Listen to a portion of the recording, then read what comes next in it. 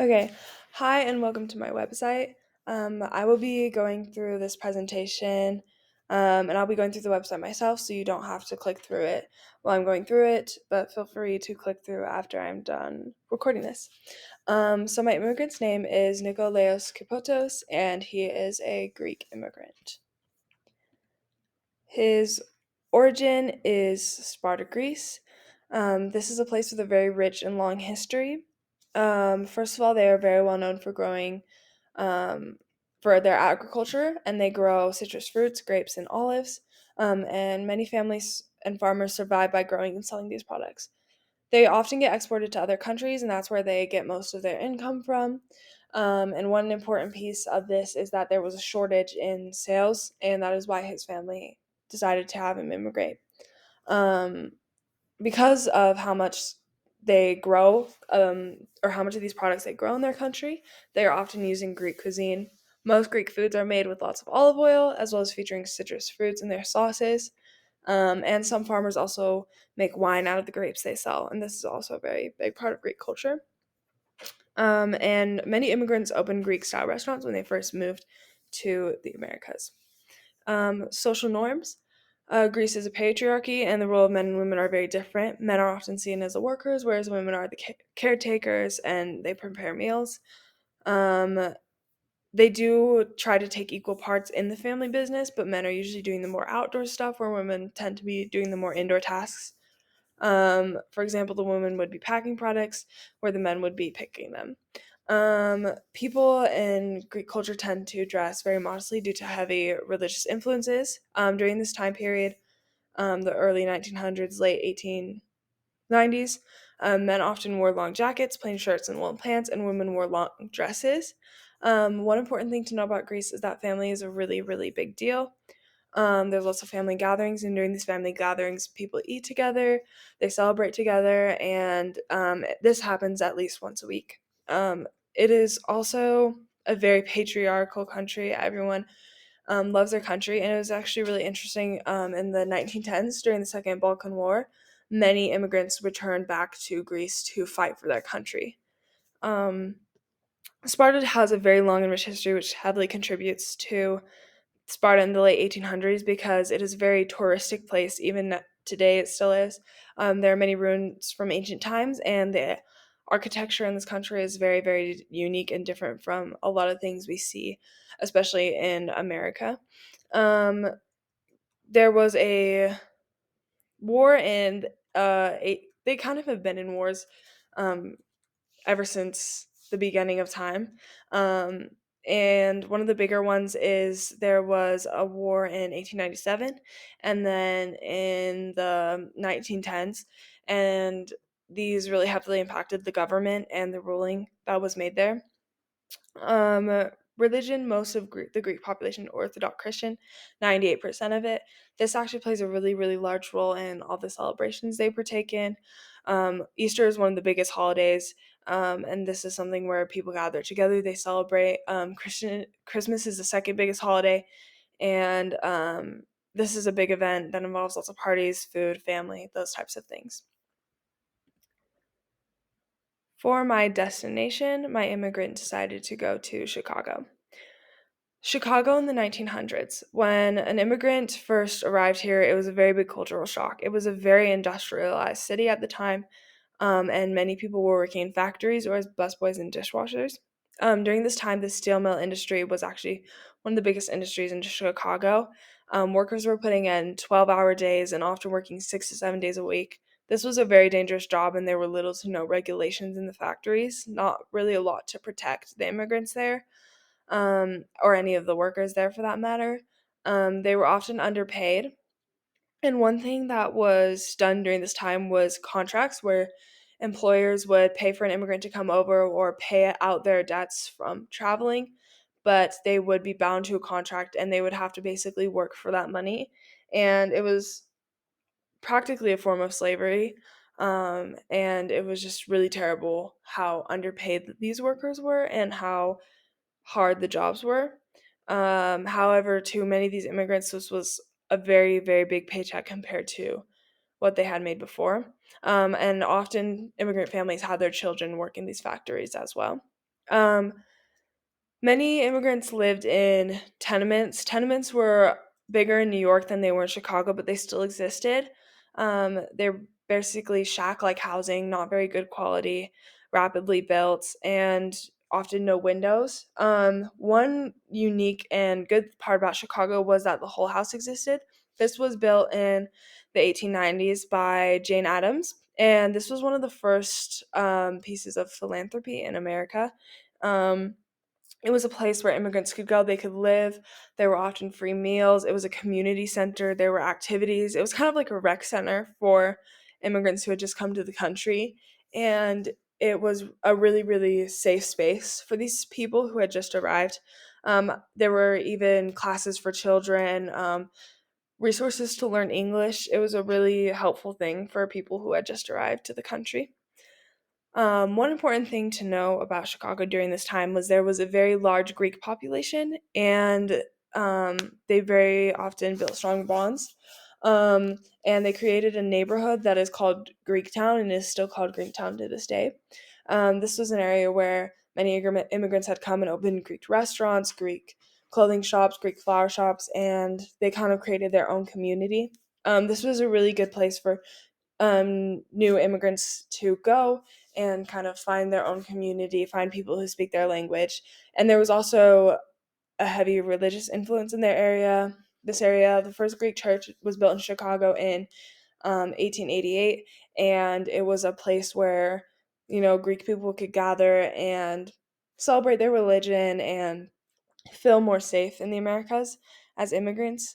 And in this area, Greek Independence Day was heavily celebrated. This is on March 25th, and there would be parades throughout the town. People would wear their traditional clothing, and it was just really a good place for immigrants to go. Okay, as for my journal, I'm just going to go ahead and read through it.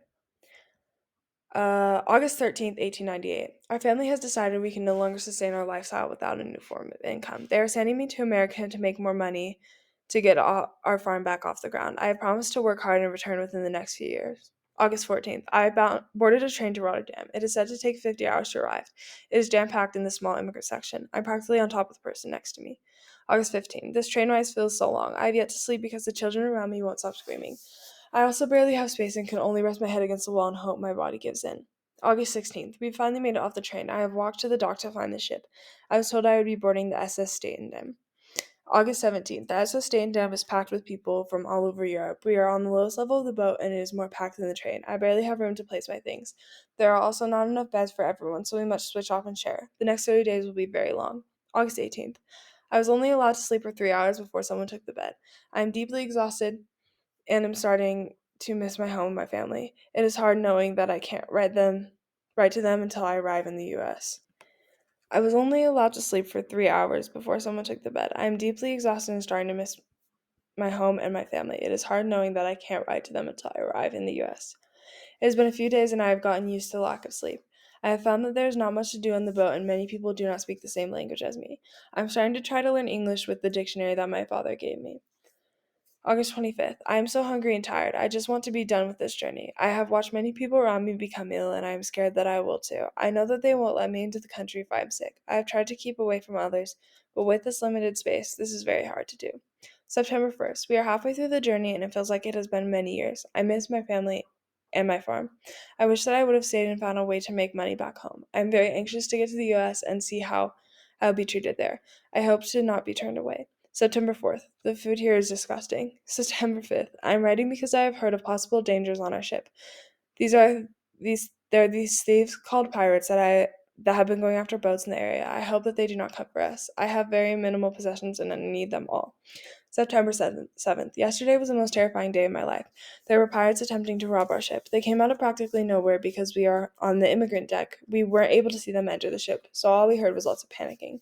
I've never been more grateful to be poor because we were the most safe out of everyone. No one wanted to rob us because they knew we basically had nothing. As soon as we heard the panic, we all hid and tried to stay safe. We heard gunshots and the boat seemed to be moving all over the place. Someone from upper class line came down after hours and said that things were safe.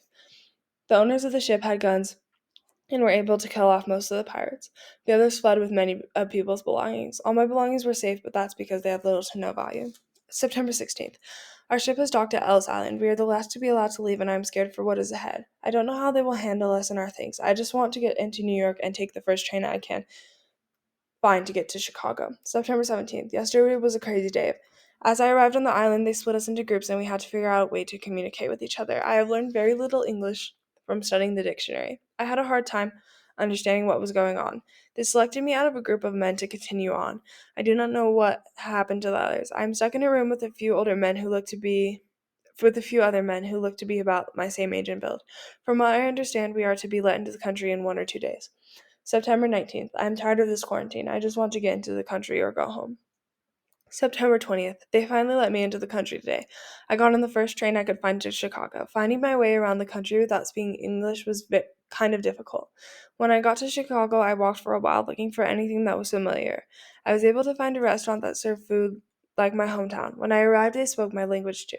I asked where to go get a job, and they said that the steel mills will take me, no questions asked. I'm going to go there tomorrow and I'm going to get a job. Anything is good enough for my family right now. September 21st. Today I got my first job in America. I was able to go into the steel mill and get one. They said they will pay me $600 a year. This is a good amount of money to keep me going from here and to send back home. They already showed me some of the tasks. Not many people working here speak English, so they knew how to explain the job without using words. There might even be another person that speaks Greek around here. September 24th. It has been a few days at my new job and it is very difficult, but the pay is good. I only get one day off, Sundays. On those days, I go to church and join the Greek community in the area. We have a church that is built to look like the ones back home. I'm really missing my family, but I know that the money I've sent so far has been helpful. December 25th. This has been my big first holiday without my family. I have made some friends while living here, but I was able to celebrate with them. Still, it is hard to be so far away from everything I've known. January 15th, 1899. I've started to settle in. I have people who care for me who live in the city. The restaurant owners that I met on the first night here have taken me in and helped a lot. They let me a, rent a room out of their apartment as long as I pay and do some restaurant tasks for them. February 19th. The weather here is so back and forth this time of year. March 25th. Today there was a celebration for Greek Independence Day. Even though I'm no longer in the country, I am Greek at heart. We celebrated with good food, as always. May 23rd. It has been a few months in America and I'm starting to really like it here. I want to try to get my family to come over instead of keeping our farm. I think that they would really enjoy it here. June 12th. My family has told me that the money I'm sending has been helping a lot. I wish that they were here and not back home. Yet, I miss the farm. I have no money to go back and visit because all my extra pay goes to the farm. July 28th. The summers are very hot, but it is sometimes nice. I love to walk around the city on Sunday evenings when it is warm like this. August 13th. I've been here for nearly a year and I think I'm going to stay. This country has become home to me now. Okay, and here is my timeline. Nikolaos Cupotos, the story of a Greek immigrant. Starting in Greece. Born on December 15th, 1882 in Sparta, Greece. He was born into a family of four, one sister, a mother, and a father. He worked on his family's grape farm. In 1890, command for raisins declined. This left his family poor due to lack of sales. His family decided that they wanted to send him to America for a few years to make enough to give his family another chance. In 1898, he started his journey by boarding a train to Rotterdam, Netherlands. This was about a 43-hour train ride, very bumpy for those in the immigrant class. He arrived in Rotterdam in August of 1898. He then boarded the SS State and Dam ship. On September 6, 1898, the ship was attacked by pirates. Nikolaos was safe because he was on the immigrant deck. The ship arrived in New York on September 16, 1898. He was quarantined at Ellis Island for 3 days before he could enter the U.S. As soon as he arrived in New York, he boarded a train to Chicago. He arrived to Chicago in late September of 1898. His first job was at a steel mill, and he made $600 yearly. He found a local Greek restaurant owner who helped him find a home, and they became a family in a way. He was able to send some money back to his family, but he enjoyed America so much that he decided to stay. And then, last but not least, here's my bibliography. A lot of the resources were from Greek immigrants or their families, as well as Wikipedia, PBS, some of those websites, and some family history sources. So yeah, feel free to look through my website yourself, look through the timeline, the journal, those types of things. Thank you.